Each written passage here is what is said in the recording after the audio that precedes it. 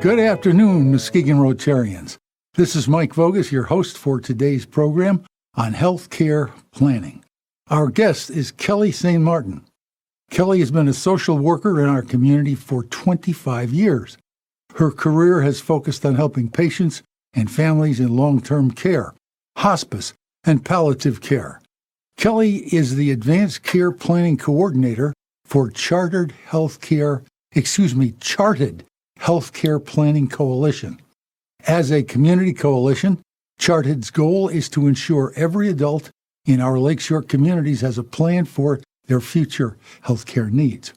When not working or talking about advanced directives, Kelly can be found at one of our beautiful lakes or at an ice rink watching her 2 high school-age children skate. In preparation for our discussion today, I looked up the definition of advanced care planning. It cites it as a gift to your loved ones. That was enough for me. Who doesn't want to be good to their family? Now, I really want to hear what Kelly has to say. Kelly, please introduce us to advanced care planning. Well, as you said, Mike, it is a gift. So what advanced care planning is really pre-planning for your healthcare future. So it's talking about experiences you've had, talking about experiences your loved ones have had, talking about experiences you think you may have with your loved ones in preparation for your healthcare future.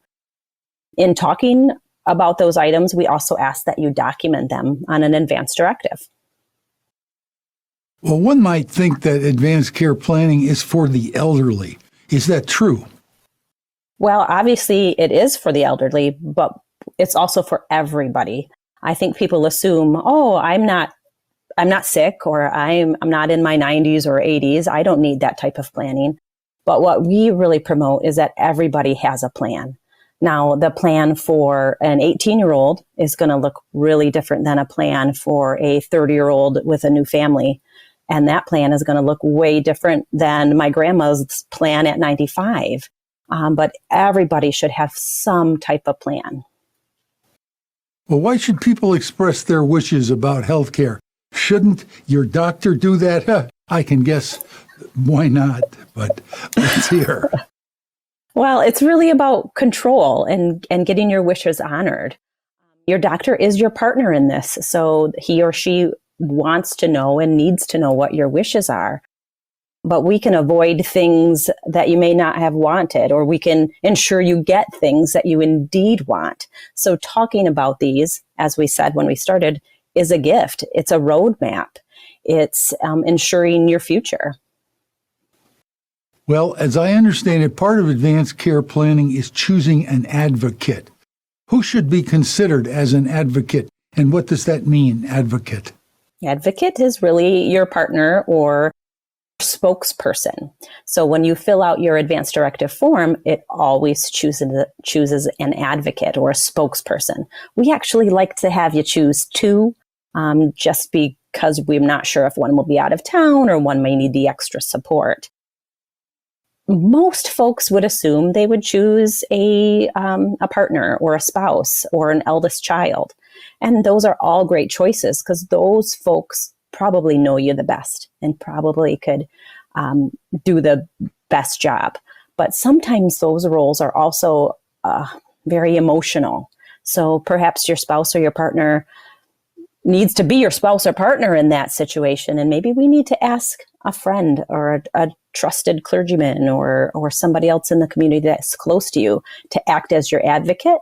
So then your family can act as your family. Wow, that does make a lot of sense.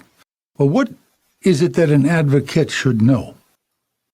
The advocate, you need to have these healthcare conversations with your advocate. So they need to know what you've been through, what you've experienced firsthand, what you may have watched your family members experience, what you do want and what you don't want. They need to know if you have a sudden event. Do you want to go to the ER and have absolutely everything done? Do you want nothing done? Or do you want a hybrid of things in the middle? We can't predict everything that will happen to us in our healthcare or in our healthcare future. So it's most important for that advocate to really know who you are, what your wishes are, and what your experiences are. So they can say, oh, I know she really wouldn't want that, or he wouldn't really want that. Well, you've just shared with us why that's important. Is there any element of the importance of that discussion that you've not yet touched on? The importance of the conversation, you mean? Yes, and what they should know. They really should actually have a copy of that document that you fill out, and they should really know when you filled it out and what your wishes are and how you did it and how you arrived at those decisions. And they should know where you are seeking treatment, who your primary doctor is, and if you have any special illnesses or considerations. Well, you mentioned the physician being a partner. Can someone's physician be relevant in this advanced care planning? If so, how? Absolutely. So you should always share your document or your conversation with your physician.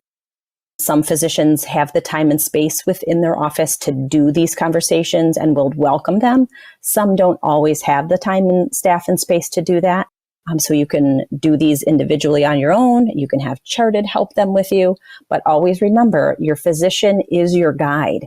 He is going to be able to translate some of those healthcare issues to you so you can make the best decisions for yourself. Well, earlier you mentioned some forms. Where do you get these forms? Well, we hide them. No. Well, you can download these forms. You can download them from chartedmuskegon.org. Senior Resources also has a downloadable form, as does Harbor Hospice. And each of the Mercy physician practices also should have a form as well. These questions, as you get your general physical every year, should be brought up each time. So that office is already talking about these things. So they should be able to provide you with that document. I do know that some estate planning attorneys as well will do an advance directive or a healthcare power of attorney as part of their planned estate plan. So you can actually get those documents from them as well. How long have you been doing what you're doing right now? Aside from talking. Many years. Well, about 12 minutes here. No. Actually, Go on. No, actually, for about the 25 years that I've worked as a social worker in this community, I've done some type of advanced care planning. So whether it was with my seniors in a nursing facility or hospice patients in the community, or I worked briefly at the hospital as well. So I've done this type of work for a long time.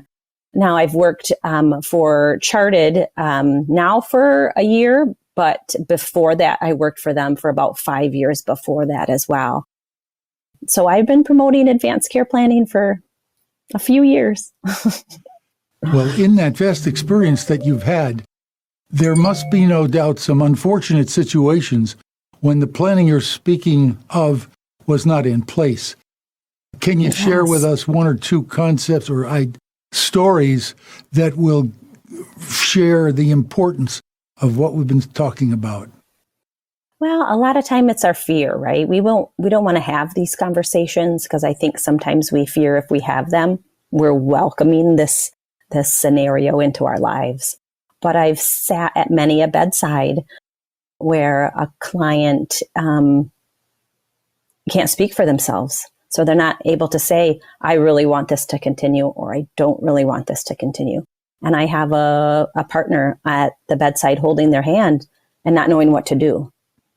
Knowing what they would want, but not what the patient would want. And I think what is striking is just to watch their demeanor and their face and just the dismay and sadness of not being able to advocate simply because we don't know. And not only does it affect the family, obviously, but us healthcare workers, it affects us too, because we do know what the future holds for these people. We do kind of know what their illness is going to bring in the near future. And we want to make sure that they also know that and they're prepared for that. And if they want it, obviously we'll honor that. But if they don't, we want them to know they have that option too. Is there anything that we haven't talked about that you think would be valuable for our Rotarians to know? I think it would be valuable for them to know that they can do these documents alone. Charted supplies a point-by-point instructions on how to do them. I think they need to know that it is a gift.